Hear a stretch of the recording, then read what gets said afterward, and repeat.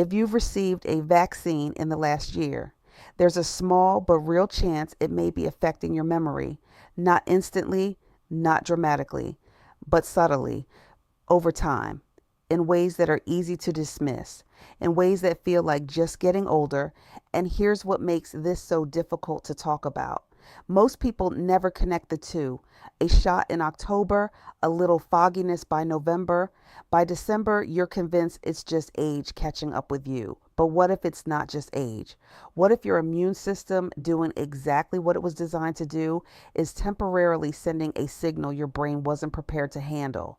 Emerging research is now exploring how immune responses and inflammation can affect brain function after a vaccine, especially after the age of 60. Not in everyone, not in dramatic headline making ways, but in quiet, subtle ways that deserve a conversation. Today, we're breaking down 7 vaccines that have raised questions in older adults and what you need to watch for. Stay until the end because number 7 is the one most people never see coming. I'm Dr. Kelsey Olalade, and before we go any further, I want to be clear about something. This video is not about fear. It is not about telling you vaccines are dangerous. It is not about telling you to cancel your next appointment or throw away your records. What it is about is understanding how your brain changes after 60, how your body responds to immune activation differently than it did at 35 or 45, and why that difference matters when it comes to your cognitive health. Because here's the truth nobody says out loud in a doctor's office. When memory starts slipping, you deserve to know every possible contributing factor, not just the comfortable ones, not just the ones that are easy to dismiss or easy to explain away. Every factor, including this one. Knowledge is not the same as fear, and awareness is not the same as refusal. You can be informed and still make the choice that's right for you, but you cannot make that choice if nobody ever gives you the full picture. That's what we're doing today. So let's start with the foundation, the core concept that ties all 7 of these together. After the age of 60, the brain becomes more sensitive to inflammation. That's not a theory. That's biology. As we age, the immune system shifts. It becomes less precise, more reactive, and slower to return to baseline after activation. Scientists call this inflammaging. They're a low-grade chronic inflammatory state that quietly accumulates over the decades. Now, here's where vaccines enter the picture. Every vaccine works by activating your immune system. That's the whole point.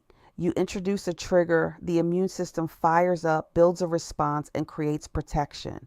Under ideal circumstances, that immune response is temporary, targeted, and efficient. But here's what changes after 60.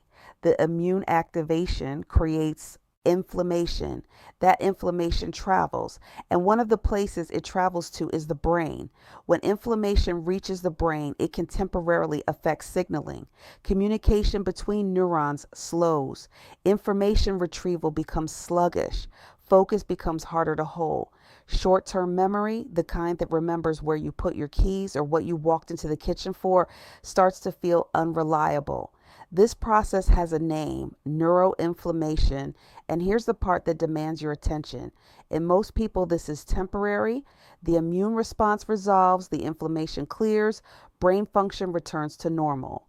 But in some seniors, it lingers longer than expected. The recovery is slower. The window stays open a little too long. And in that window, cognitive symptoms can settle in and feel permanent even when they're not. 7 vaccines, 7 situations where this dynamic has raised questions. Let's walk through each one.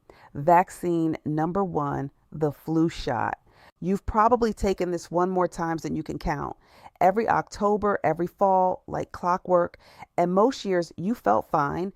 Maybe a sore arm, maybe a day of fatigue, nothing dramatic. But some older adults report something else in the days after their flu vaccine.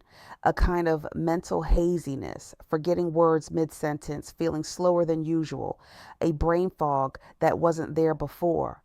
The flu vaccine works by triggering an immune response to influenza strains. That response, even when mild, involves a measurable release of cytokines, immune signaling molecules that can cross into brain tissue and temporarily affect cognitive processing. Research and patient reports suggest that in a subset of adults over 60, this cytokine response can be stronger than expected. The immune system, already operating in an inflamed baseline state, amplifies the reaction. There's a woman named Margaret, 68, from Ohio. She got her annual flu shot in early November. Within 3 days, she noticed she couldn't remember whether she'd taken her morning medications. She started writing everything down, convinced something was wrong with her memory long term. By December, the fog had cleared.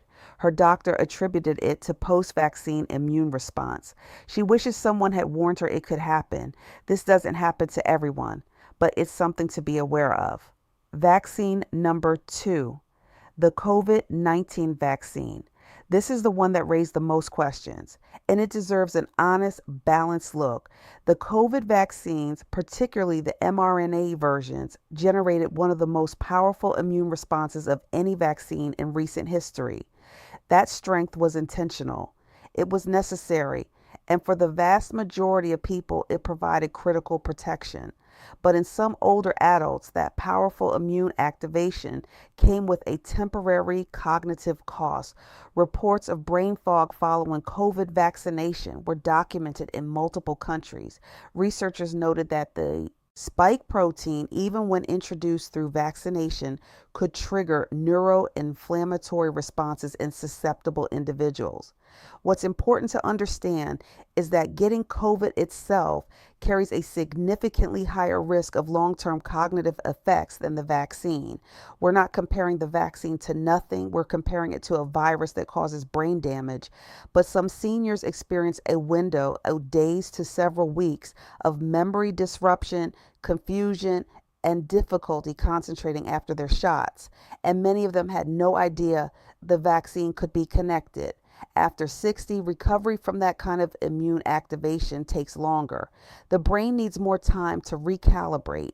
If the symptoms lasted a week or two and then resolved, that's consistent with post-vaccine neuroinflammation. If they lasted months, that's a conversation that needed to happen with a doctor much sooner than it usually did. This doesn't happen to everyone, but it's something to be aware of. Vaccine number 3, the pneumonia vaccine. This one is often overlooked. People don't talk about it the way they talk about flu or COVID. It's just a box to check at your annual physical. Your doctor recommends it, you roll up your sleeve, and you move on. But the pneumonia vaccine, Prevnar or Pneumovax, triggers a more significant immune response than most people realize, especially in older adults who are receiving it for the first time or receiving a booster after the immune system has already started to decline in efficiency. The older the immune system, the less precise its response. Rather than a clean, targeted activation, you get a broader, messier immune event. More inflammation, more systemic involvement, more opportunity for neuroinflammatory effects to surface. Some seniors report increased fatigue and mental sluggishness in the week following pneumonia vaccination. The connection is rarely made because nobody expects it. You got a pneumonia shot. Why? Would that affect your thinking? Because your immune system doesn't file things neatly. When it activates, the whole system responds, and the brain is not insulated from that. This doesn't happen to everyone, but it's something to be aware of. Vaccine number 4, the shingles vaccine. This one triggers one of the strongest immune responses of any vaccine recommended for seniors, and that's by design. Shingles is brutal, and the vaccine needs serious immune activation to be effective. Shingrix, the current shingles vaccine, is given in 2 doses. Many older adults report significant side effects after the second dose in particular. Fever, fatigue, muscle aches, headache. These are signs of a powerful immune response at work. What's less discussed is the cognitive component. The fatigue associated with the shingles vaccine can be profound, the kind of fatigue that makes the brain feel like it's running through mud. And that fatigue-driven cognitive dip can last longer than a few days in some seniors.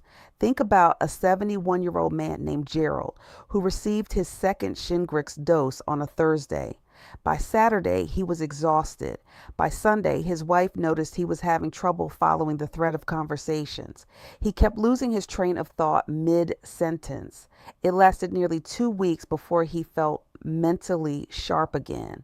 His doctor told him the side effects were normal. Nobody mentioned the cognitive piece.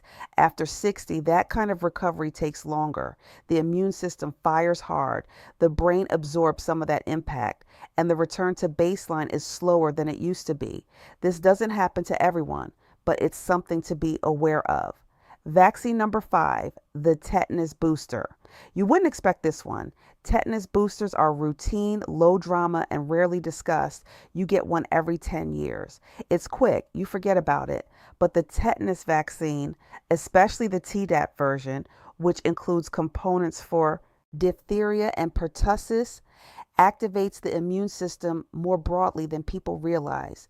In older adults with a history of immune sensitivity, some reports have noted a brief but measurable period of cognitive disruption following tetanus vaccination. The mechanism is the same: immune activation, cytokine release, temporary neuroinflammatory effects. The scale is smaller than with shingles or COVID vaccines, but for a brain that is already operating under the low-grade inflammatory state of aging, even a small additional immune load can tip the balance temporarily. If you've ever felt a little foggy for a few days after a tetanus shot and chalked it up to being tired, you weren't imagining things. This doesn't happen to everyone, but it's something to be aware of. Vaccine number 6, hepatitis B. This one raises eyebrows because hepatitis B vaccine is not commonly associated with older adults, but it is recommended for seniors who haven't been previously vaccinated, particularly those traveling internationally or those with certain health conditions. And here's where the curiosity spike comes in. The hepatitis B vaccine has one of the more studied associations with post-vaccine neurological effects. Research published over the past 2 decades has noted a small but persistent signal. Some older recipients experiencing neurological symptoms, including cognitive effects in the weeks following vaccination. The proposed mechanism involves molecular mimicry, where the immune response triggered by the vaccine inadvertently cross-reacts with proteins present in the nervous system. This is rare, but in older adults whose immune systems are already less precise in their targeting, the risk of cross-reactive responses is meaningfully higher than in younger recipients. For most people, this is a non-issue. For a small subset of seniors, particularly those with pre-existing neurological sensitivity, it's a variable worth knowing about. This doesn't happen to everyone, but it's something to be aware of. But here's what researchers are now paying closer attention to. And this is the part that changes everything you just heard. It's not necessarily one vaccine in isolation. It's the cumulative immune load. Vaccine number 7, multiple vaccines given close together. We've been talking about individual vaccines, but the real story, the one that the research is starting to point toward, is what happens when you stack immune activations on top of each other within a compressed time frame. A flu shot in October, a COVID booster in November, a pneumonia vaccine at your annual physical in December. 3 significant immune activations within 60 to 90 days, each one manageable on its own. Together, they create something the aging immune system may struggle to process efficiently. Scientists are calling this the immune overload hypothesis, the idea that the aging immune system, already operating with reduced precision and elevated baseline inflammation, can reach a threshold when multiple activations occur in rapid succession. Beyond that threshold, the inflammatory response doesn't resolve cleanly.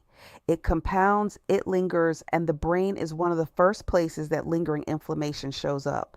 This is a stacking effect, and it's the reason 2 different people can receive the exact same vaccines and have entirely different experiences. One of them spaces their vaccines across the year with time for full immune recovery between each one. The other gets 3 in one season, not because they're being careless, but because that's how the appointments fell, and nobody told them spacing mattered. After 60, the recovery window between immune activations needs to be longer than it did at 40. That's not a reason to skip vaccines.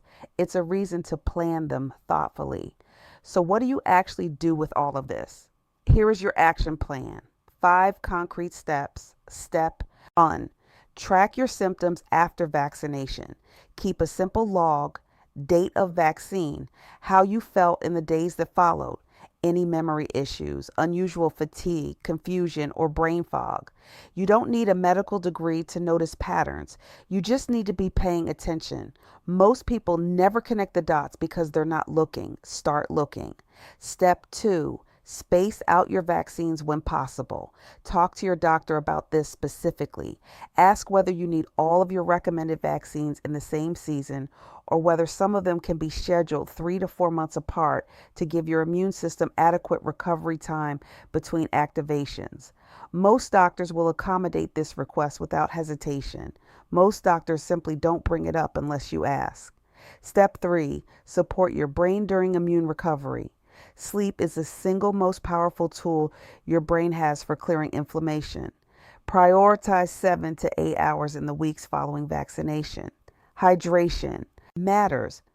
The brain is 75% water, and neuroinflammation impairs its ability to regulate fluid balance. Anti-inflammatory foods, omega-3 fatty acids, leafy greens, berries, turmeric support the brain's ability to return to baseline. These aren't miracle cures, they're maintenance, and they matter more after 60 than they ever did before. Step 4. Talk to your doctor before your next dose, not after, before. If you've noticed cognitive symptoms following previous vaccinations, that's a conversation worth having in advance. Ask about timing. Ask about whether your current health status changes the risk-benefit calculation for any upcoming vaccines. Ask what to watch for and what to report. You have the right to that conversation. Insist on it.